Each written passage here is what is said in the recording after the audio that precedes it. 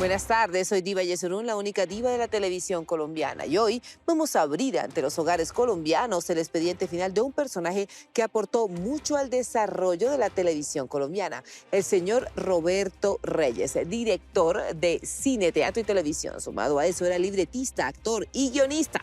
También le quedaba tiempo para el amor, porque era el esposo de la hermosa y recordada cantante Mariluz. Roberto es un personaje con una amplia trayectoria en la televisión colombiana. Roberto lo que tocaba respecto a la televisión era como el rey Midas, lo volvía oro. Era muy respetado en el gremio. Pocos saben que a lo largo de su vida enfrentó varias veces a la muerte. En silencio, padeció de serios problemas cardíacos que le desencadenaron varias enfermedades letales. Su esposa era su principal bastión en las tantas luchas que libró por continuar con vida. El doctor en una ocasión le había dicho a Roberto que era mejor que se operara del corazón. Él nunca quiso asumirlo. O sea, él luchó con su vida todo el tiempo. Médicamente hablando, fue declarado muerto 3 veces. Sin duda, el maestro de la televisión, Roberto Reyes, director de Padres e Hijos, Musidramas, entre otras producciones, era considerado un hombre milagro. Estuvo, pues, obviamente, con el coma inducido, conectado a 18.000 máquinas. Durante pandemia estuvo muy enfermo. Sus visitas al médico eran constantes. Él estaba aferrado a la vida, a pesar de que tenía muy claro que sus días se estaban acabando. Su despedida fue muy sobria. Así lo quiso él, y sus cenizas reposan en la casa de Silvania, el lugar que más amó en el mundo. Él había podido durar, digamos, 5 años más si el marcapaso le hubiera funcionado. Esto no es vida, esto es terrible. Así abrimos el expediente final del gran hombre de televisión, Roberto Reyes. Bienvenidos.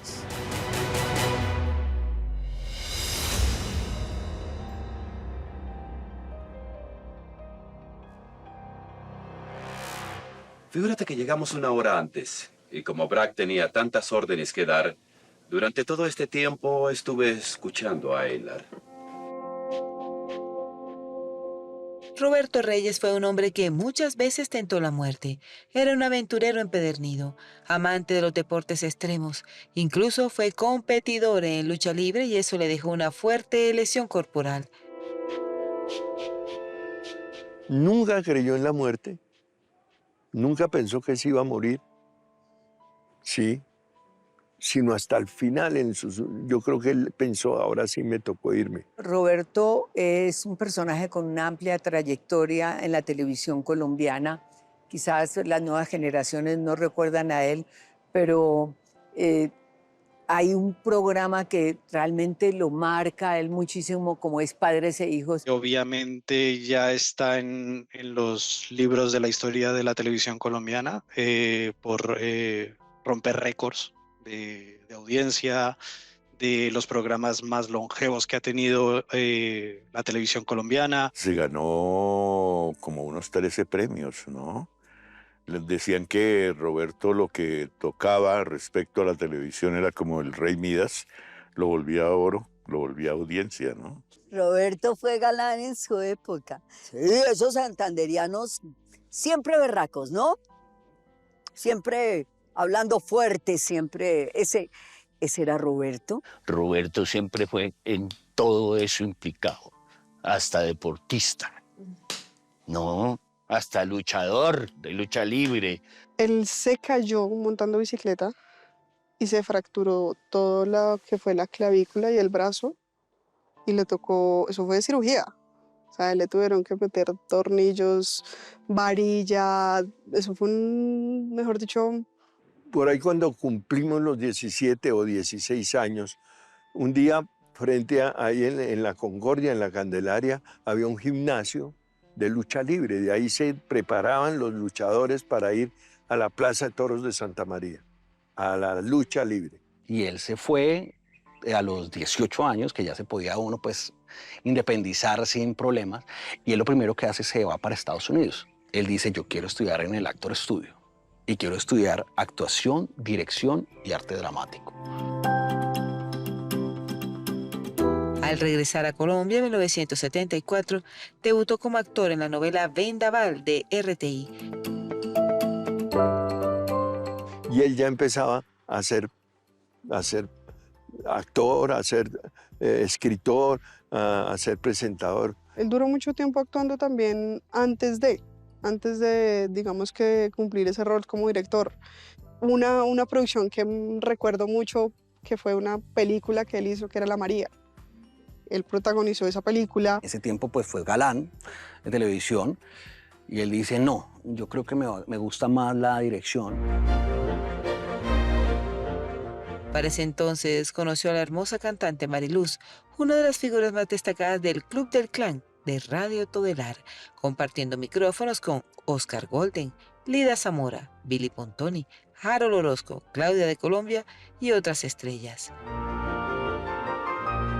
Mi mamá llega con 13 años más o menos a Colombia y ella entra a un programa que es más o menos como hoy todo lo de los cantantes, pero en ese momento se llamaba el Club del Clan. Mi ex esposo Leonardo Álvarez, entonces por eso también éramos muy cercanos, ¿cierto? Ellos cantaban, era el Club del Clan de toda esa época, toda una generación, y con Roberto pues ya dábamos cada uno nuestros primeros pasos, pinitos en la televisión también. Yo veía los programas en los cuales trabajaba. Nos encontramos en varias ocasiones en los pasillos de Inravisión, como mucha gente se conoció hace bastantes años en esos pasillos. Mi papá cuando ve a esta niña dice, yo me enamoré. Pero obviamente mi mamá después del Club del Clan se devuelve para España, también estudia actuación y arte dramático en España. Y ya se regresa ya mayorcita. Mi papá ya le tenía el ojo y dijo, y mi papá decía todo el tiempo, yo quiero a Mariluz, yo quiero a Mariluz, y yo quiero a Mariluz.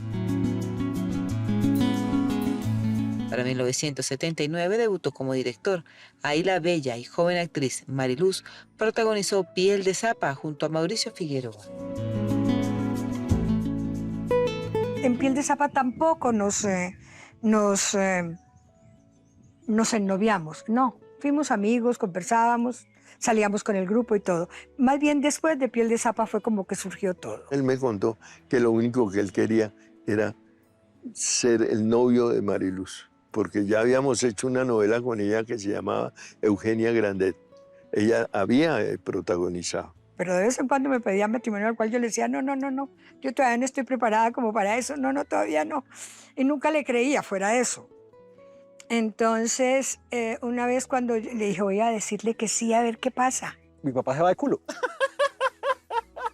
Él ahí es cuando dije, ay, ahora sí vamos de verdad con esto y yo no estoy preparado. Pero se fue adelante y, como dicen hoy el día, la logró, hizo muy feliz a mi mamá. Mariluz y Roberto Reyes llegaron al altar el 24 de octubre de 1980. La fiesta resultó ser inolvidable. El amor brotaba en cada rincón. Yo tengo un recuerdo muy lindo de todas las personas que estuvieron con nosotros, que todos los que nos acompañaron. Y me acuerdo tanto era que la gente decía, pero ¿y por qué no se van? ¿Por qué no se van de la fiesta? Yo digo, pero ¿por qué nos tenemos que ir si estamos muy sabrosos aquí bebiendo champaña? No sé cuándo llegué a mi casa ni nada, había vino, había de todo. Roberto lo hizo lo mejor, qué matrimonio tan lindo ahí en la Casa España. Y bueno, pues ahí fueron y duraron toda su vida, fueron felices, tuvieron 3 hijos maravillosos. Se convirtieron en una de las parejas más queridas y admiradas de la farándula nacional. La gente los quería muchísimo. Irónicamente, los que lo querían o los querían más, la gente de afuera, la audiencia que ocasionalmente gente dentro de las mismas producciones. A él le gustaba mucho el teatro. Él hizo bastantes obras, obviamente pues en compañía con mi madre, bastantes en las cuales obviamente mi mamá actuando y él dirigiendo. Mi padre siempre dijo, hasta el final de sus días, que el fan más incondicional y número 1 que tenía mi mamá era él. Gracias a su trabajo de dirección en la serie Musidramas hacia 1987, su nombre ganó respeto como director. Muchos admiraban su capacidad para trabajar de manera rápida y con excelente calidad. Musidramas era un seriado que era como capítulos de una media hora. Cada capítulo consistía en dramatizar una canción que ya existía en su momento y que se escuchaba popularmente, ¿no?, en la calle. Pero en ese tiempo comenzó a ser la primera vez de unitarios. Todos los personajes eran completamente diferentes cada capítulo y eso daba como el beneficio también a los actores de tener trabajito y todo eso. Era muy chévere. Y pues un programa que haya durado en ese tiempo tanto tiempo. Claro, adentro era riguroso y él le exigía además, porque es que la programadora también le exigía un ritmo y una serie de que tenían que hacer de escenas y cumplir los planes. Y él quería cumplirlos porque él amaba su empresa. Yo lo conocí a Roberto siendo director de un programa en el cual también en los inicios de mi carrera él era del director y era un programa de los primeros magazines femeninos que hubo en la televisión. En su mejor momento profesional, llegó a dirigir la icónica serie Padres e Hijos, una producción que le generó varios dolores de cabeza y que además, por la fuerte presión, alteró más aún su corazón. En 1989 y en 1991, con la productora colombiana de televisión, bajo la producción de Malcolm Aponte, un gran productor y amigo, me llamaron a participar junto con Luz Estela Luengas, donde Roberto Reyes dirigía la serie de Padres e Hijos y estuvo durante muchos años con nosotros. Después hizo una pausa, entraron otros directores y después él volvió y fue el que cerró los capítulos de Padres e Hijos por varios años más. En el mundo entero no hay un director que haya hecho un programa 17 años seguidos. No creo. Es decir, no creo. Que es que era titánico lo que él hacía. Era una carga fuertísima que había asumido, sí, y siempre procurándola llevar a la novedad, a la novedad, a la novedad, a la novedad. Entonces eso es un esfuerzo mental y físico muy tremendo. Su corazón aguantó mucho, su corazón quería seguir adelante, su corazón se quería resistir muchos años más.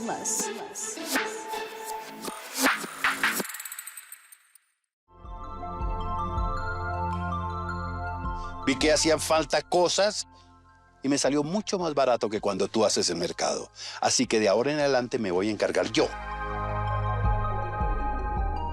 Expediente Final está llevando hasta sus hogares la historia de la muerte de Roberto Reyes, un actor y director muy respetado en Colombia. Sus cartas de presentación más relevantes fueron Musidramas y Padres e Hijos, dos series que marcaron la historia de la televisión colombiana. Es sobre un seriado, sobre un tema muy específico, que era la familia y la evolución de la relación de los padres y cómo esos hijos iban desarrollándose con la edad y todo eso.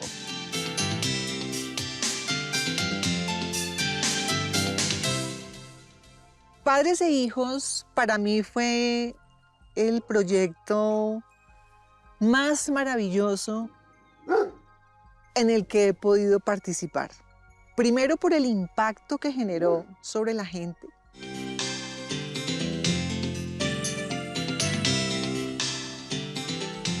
El público en general estaba viendo eso. Y estaban sentados allá a las 2 de la tarde los niños que llegaban del colegio, de la escuela, porque ellos no estudiaban en bilingüe, sino ahí. ¿Sí? Estaba la familia colombiana ahí.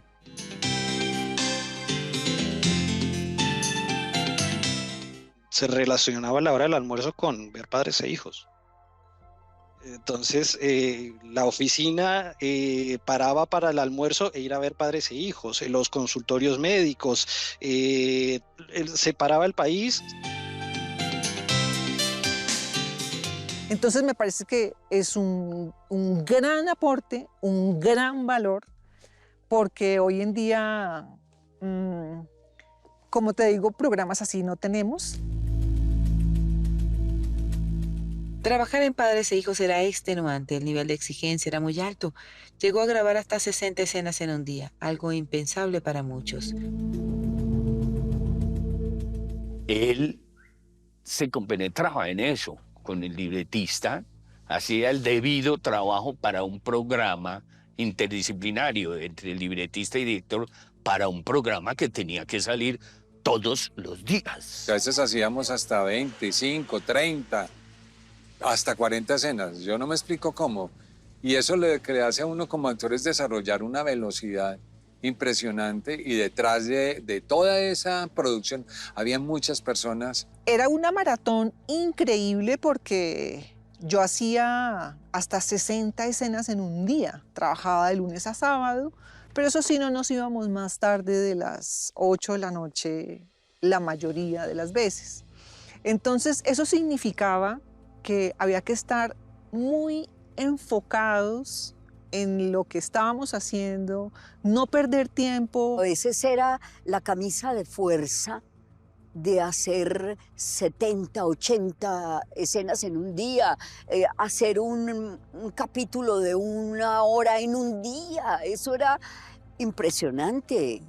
Entonces, la disciplina tenía que ser férrea para lograr eso. Lo que más le chocaba, digamos, de que los actores llegaran a hacer la escena y no se supieran la letra.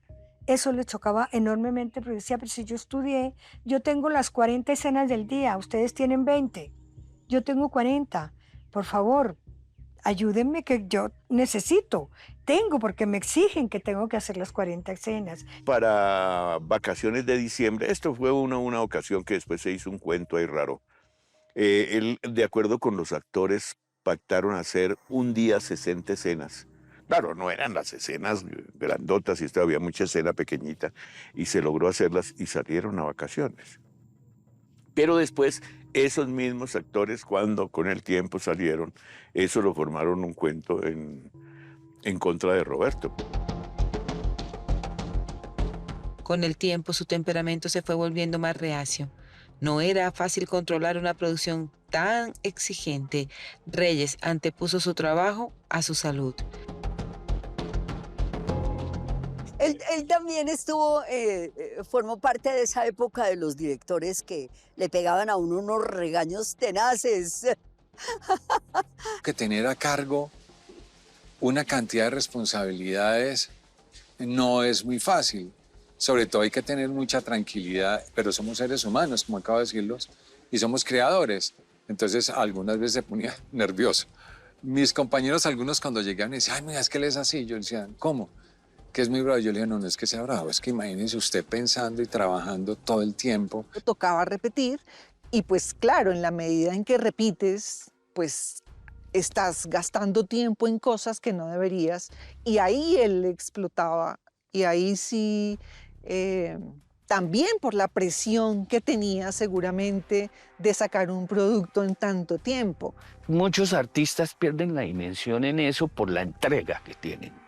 Sí, y eso era Roberto Reyes, alguien que estaba entregado a una labor titánica, insisto, ardua, y al mismo tiempo que tenía que plasmarse de una manera muy bella.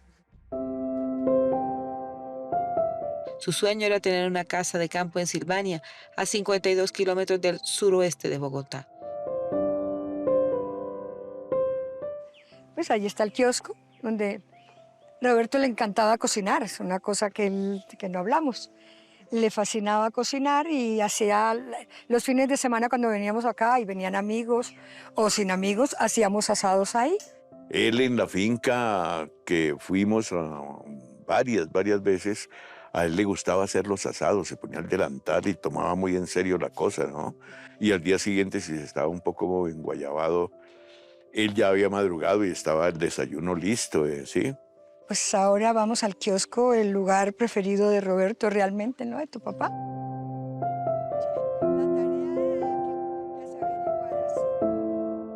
Nuestras fincas en Silvania, muy cerca de Bogotá, en Cundinamarca, estaban muy cerca al Club del Bosque, y allí pues compartimos muchos momentos cada uno en su espacio, y él amaba ese lugar. Una vez la casa de sus sueños estuvo lista, la guerrilla los puso en su mira, alias el Negro Acacio, miembro de la cúpula de las Fuerzas Armadas Revolucionarias de Colombia, FARC, intentó secuestrarlo. Estos grupos guerrilleros se fueron apoderando no solamente del campo, sino ya muy cercano a la ciudad. Roberto también se vio amenazado, por poco lo secuestran. Resulta que llegó la guerrilla, llegaron derecho, ellos ya sabían que mi papá estaba allá, ya sabían que él iba para allá, y de una se fueron a hacer los cuidanderos que nosotros teníamos en ese momento. Pues era muy difícil ya uno permanecer en la zona. Nosotros nos sacaron de esa región, mataron a la persona que cuidaba la finca. Entonces obviamente el cuidandero le dijo como no, ya no está, él no está acá, él no sé qué, que dónde está Roberto Reyes. No, señores, que él ya no está.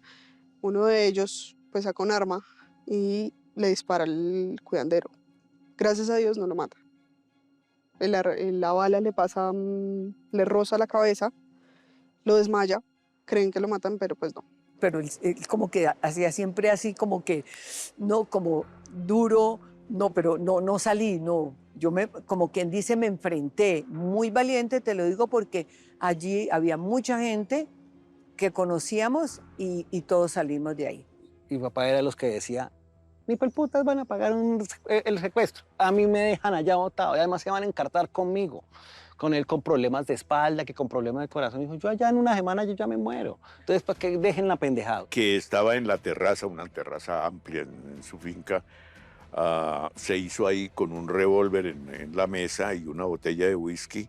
Y Mariluz le decía, Roberto, éntrese ya. Pero si me van a matar, me matan aquí, nos damos bala. Pero Roberto, si no le has puesto ni las balas al revólver.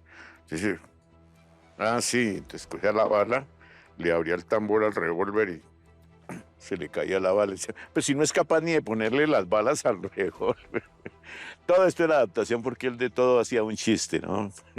Se está adelantando las investigaciones por el DAS, por la gente de explosivos, para conocer de qué tamaño era la bomba, cuál era el objeto, etcétera. Eso es lo que se está haciendo en este momento. Y nosotros estábamos cerca, nosotros sentimos el bombazo.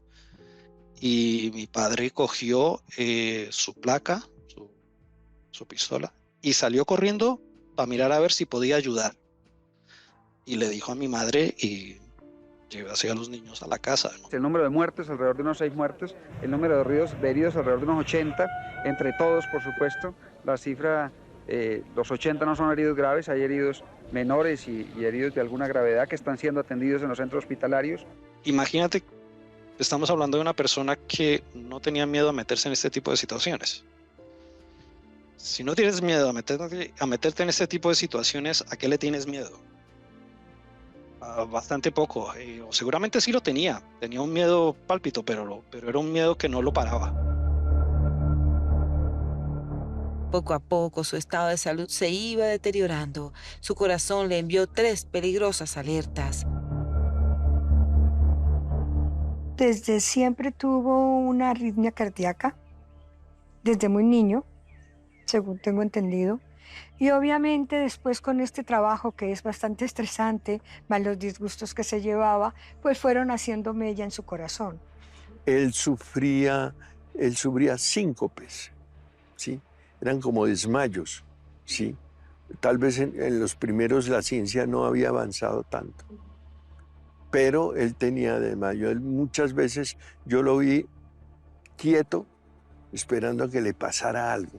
Y le pasaba, y salía y de una vez seguía. Hubo un primer preinfarto, ¿vale? Que sí lo llevó a estar hospitalizado casi 2 semanas, si no estoy mal. Se metió a la camioneta como a descansar, que ya era como mediodía, pero se sentía muy malo. Y bueno, llegó la hora de retomar la grabación y él no salía de la camioneta, entonces fueron a buscarlo, a ver qué era lo que estaba pasando, y Roberto estaba prácticamente como ido. Entonces en ese momento lo llevaron a la clínica y le había dado, digamos, un preinfarto. Cuando llegan y dicen que está en la clínica, pues obviamente nadie quiere que alguien se enferme, que le vaya lo mejor posible, que se mejore, los mejores deseos. Mi papá tuvo como 2 o 3 preinfartos grabando padres precisamente de los mal genios que le sacaban. Entonces eso fue como también como la excusa de que, hey, Roberto, cógela suave. Empezaron a meter a otros directores. Él empezó a cambiar, él realmente empezó a cambiar, pero no a cambiar, su físico era el mismo y estaba pues ya afectado, pero él se dio cuenta de que él no podía seguir teniendo esa forma de pensar o esa exigencia sobre la gente. Los médicos determinaron que su estado de salud era peor de lo que se pensaba. Ese proceso de los exámenes, de los médicos que le van anunciando qué es lo que tiene, a dónde va a llegar, es una cosa bastante dura. Tanto que él por internet agradecía después de que salió a las enfermeras que lo habían ayudado, incluso lo llevaban al baño, y verse en esa situación pues bastante triste, muy, muy triste se sentía. Es que siempre fue una persona muy fuerte. O sea, él luchó con su vida todo el tiempo. Pudo entrar, no sé, 20 veces a la clínica, a urgencias, hospitalizarlo, pero siempre salía. Él siempre salía de la clínica. Y la partida de él ha sido dolorosa y mucho más.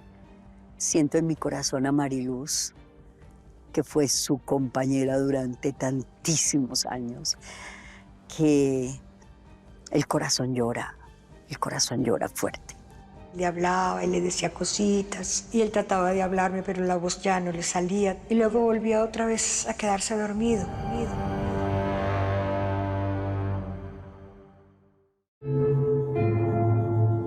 El estar en cuidados intensivos lo hace uno sentir peor. Es decir, las clínicas deprimen mucho, ¿no? Uno metido en un cuarto donde no hay sino ruido de máquinas. No todo lo investigado ha sido revelado. El canal Caracol abre el expediente final del famoso director Roberto Reyes, quien a lo largo de su vida enfrentó serios problemas cardíacos, pero de todas las alarmas que le enviaba su corazón siempre hacía caso omiso. Ya le habían dicho, después, como en 2013, que ella tiene su infarto, le dicen, usted tiene que hacerse una operación de corazón abierto. Mi papá le hizo el quite todo lo que pudo. Y yo creo que le daba miedo. Él siempre tuvo miedo de morir del corazón. Entonces él no decía, no, todavía no, yo todavía como que me siento bien, lo voy a pensar. Su corazón aguantó mucho, su corazón quería seguir adelante, su corazón se quería resistir muchos años más. Los médicos determinaron que tenía una arritmia cardíaca tan agresiva que las válvulas mitral y tricúspide comenzaron a fallar. Empezó a sentir cansancio, digamos que síntomas como de anemia, dolores en el cuerpo, ya como desalientos, no querer salir, no querer hacer. El deterioro es muy notable. Es muy notable de verlo bien a que en un año tú veas que él envejece 10. Es una cosa, eso es un golpe fuerte. Las dos decían que estaban muy mal y no estaba llegando la suficiente sangre al corazón y claramente no estaba circulando como debía ser. Tienen que entrar a operar el corazón para restaurar válvulas, ¿vale? Porque ya no están funcionando. ¿Qué ocurre? Que es una operación a corazón abierto, es una operación tremendamente invasiva, que si a ti no te coge bien físicamente, la recuperación es muy complicada, obviamente. Definitivamente no era el mismo hombre de antes. Sumado a sus problemas cardíacos, sufría de retención de líquidos. Eran constantes sus ingresos a la clínica por emergencia. El corazón, al no poder llevar, digamos, de forma adecuada la sangre por todo el cuerpo, bombeando la sangre por todo el cuerpo empieza a estancar agua en el cuerpo. ¿Y qué ocurre? Que cuando existe todo ese líquido dentro de tu cuerpo, lo que hace es comprimir todos tus órganos internos, impidiéndoles funcionar bien. Ese líquido que está en el cuerpo, pues eso lo contaba el doctor, son las vitaminas, los minerales y todo que has tenido prácticamente desde que tú naciste. Ahí han estado todo el tiempo. Entonces, cada vez que a él le sacaban ese líquido, él se quedaba así de delgadito. Le hacían diálisis, le hacían un montón de cosas, lo estabilizaban. Él a lo mejor estaba una semana, semana y media hospitalizado, perdía un montón de agua del cuerpo. Entonces, eso empieza con eso, más el problema cardíaco, se hace un desencadenamiento a que todos los órganos empiezan a fallarle.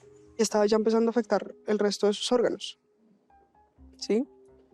O sea, líquido en los pulmones, líquidos en el cuerpo, falla renal, un montón de cosas que uno no entendía. No podía caminar bien, entonces no podía estar mucho tiempo de pie, no podía caminar, digamos, largas distancias. Una cuadra seguida para él era agobiante. Se tenía que sentar antes para poder descansar un poco. Bueno, esas cosas. Entonces él ya trataba de no salir.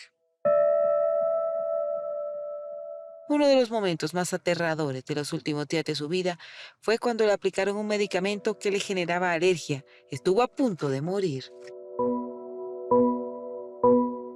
Mi papá estuvo anticoagulado durante mucho tiempo precisamente por su problema del corazón. Y entonces habían habían dos tipos de anticoagulantes. Uno de esos es la warfarina.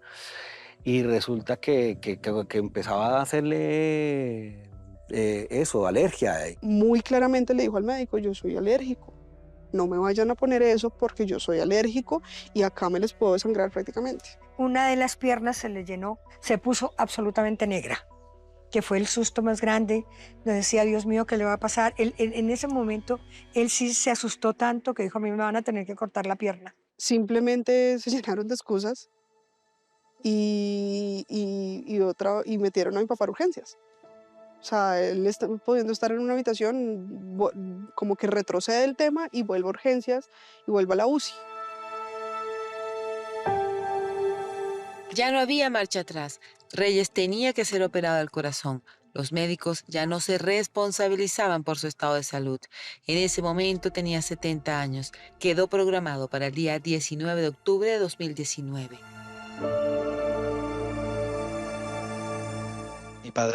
Mi padre antes de entrar a quirófano, literalmente se despidió de todo el mundo.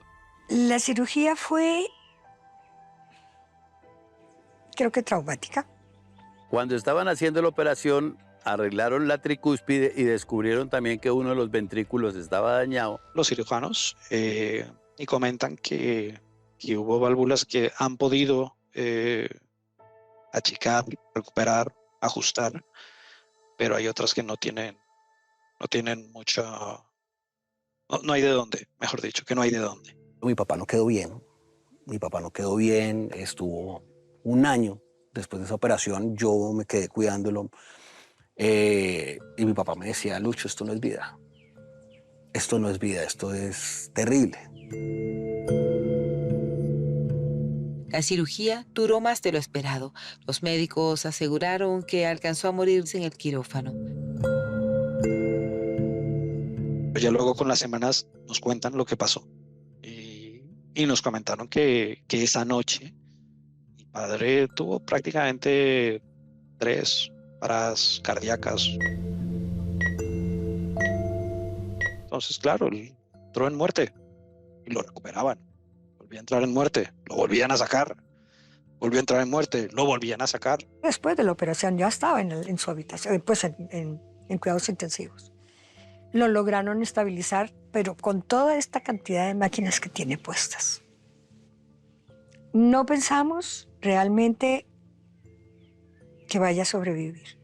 Durante esas 2 semanas, él estuvo pues obviamente con el coma inducido, conectado a 18.000 máquinas, solo lo podíamos ver 1 hora al día. Algún diálogo con Dios o algo lo hizo volver, ¿no? lo hizo volver milagrosamente. Salió caminando. Pidió ser llevado a su casa en Silvania. Ese fue el lugar que escogió para pasar sus últimos días. Pasó el año en el cual tocó volver a Bogotá porque le tuvieron que poner marcapaso después de la operación. Le tuvieron que poner el marcapaso 1, luego el marcapaso de adentro, otra vez quitárselo y ponérselo nuevamente. Así que en el 2020 fue con todas esas historias de vaya y venga. Y cuando pienso en mi madre, yo pienso en que si los ángeles existen, tienen que ser lo más parecido a ella. Porque es sorprendente la cantidad de cariño, de entrega, de apoyo, de soporte, de forma incondicional que mi madre le dio a mi padre y a todos nosotros como hijos. Es una cosa que es de admirar. Se supone que tienen que cambiar, pero no han cambiado mucho. Lo tengo a dieta, pero él todos los días me dice que le estoy matando hambre. Salía de la clínica y se quedaba en Bogotá o se iban para la finca hasta que ya no dio más, ya. Eso último fue fatal, fue muy duro. El marcapaso nunca le funcionó como a mucha gente le funciona. A él no le funcionó como debería ser. Porque, según tengo entendido, su corazón ya había tenido como, digamos, pequeños infartos y en los cuales estaba muerto. Y mi papá se despidió. Yo creo que se despidió durante el último año. No se cortaba nunca para decir el te quiero. Te quiero, hijo. Te admiro. Te echo de menos. Cuídate mucho. Un poco más recuperado, accedió a dar una entrevista para el programa La Red. Fue la última que otorgó a un medio de comunicación en el país. Y descubrieron que tenía la válvula mitral dañada y por ahí de paso la válvula tricúspide. A mi papá lo trasladan de Fusagasugá a Bogotá, a la Clínica Colombia. Y llegamos y estábamos mi mamá y yo. Y entonces pues nos dicen, vamos a trasladar al señor Roberto de clínica para cuidados paulativos. Cuando nos dicen eso, nosotros decimos, porfa, perdón la expresión, pero no sean hijo de putas, no hagan que mi papá se muera en una ambulancia. Una vez inicia pandemia, a mi mamá no le dejan ingresar a la clínica, a mi hermano no le dejan ingresar a la clínica, a la única que puede ingresar era yo. Claro, mi madre por la edad que tenía, pues preferían que no, que por temas de la pandemia, toda la cosa, que se quedara en la casa. Entonces la única que iba a la clínica a quedarse con él era yo. Solamente me llamaban a mí a las 5 de la tarde a darme el reporte. Entonces eso también a uno lo vuelve como impotente, de uno no poder hacer nada, ni siquiera poderlo ver. Asimilando que a Roberto en cualquier momento nos dejaba. En ese momento nos dejaba.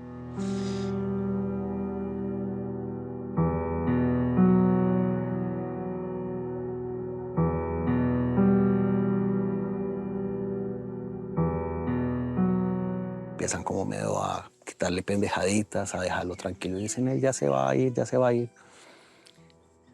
Hablen con él. Entonces empezamos a despedirnos entre los dos.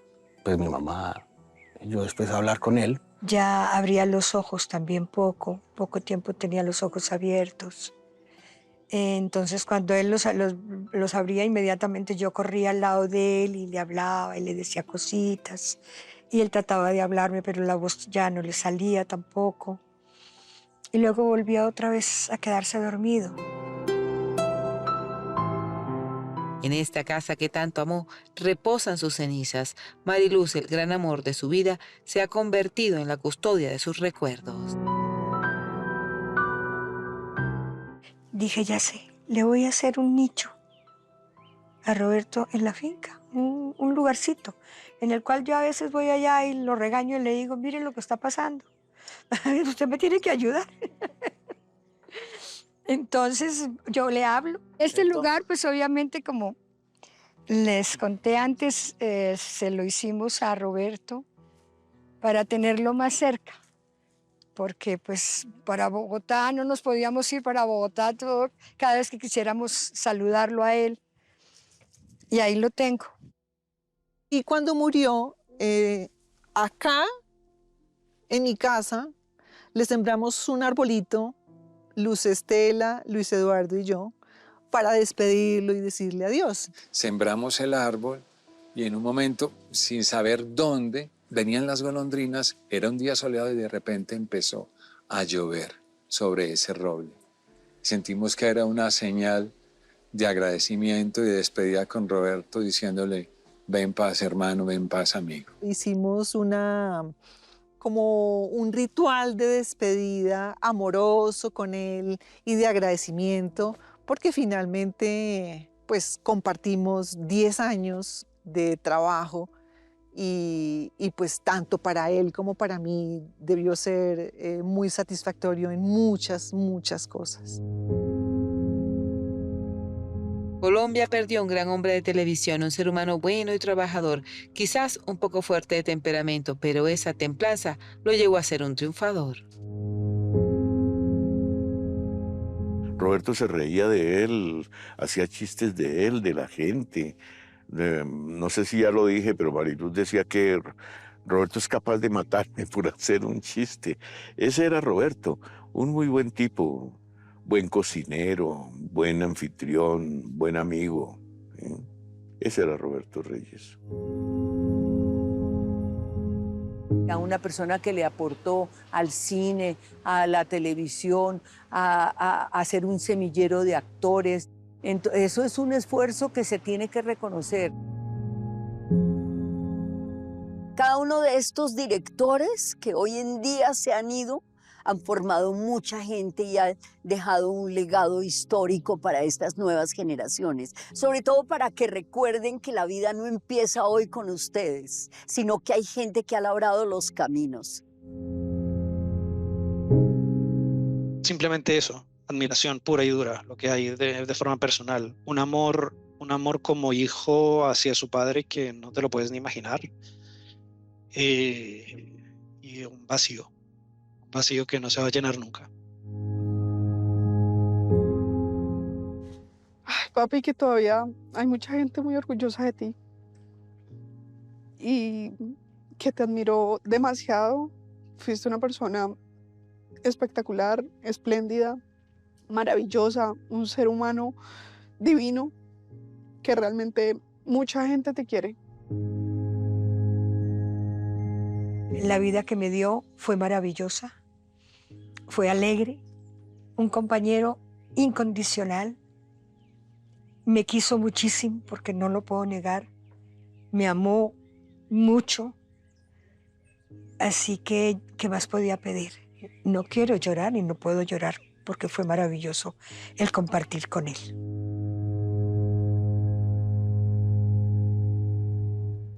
Sin duda alguna, todavía tenemos mucho por aprenderle a este gran maestro de la televisión nacional. Paz en su tumba.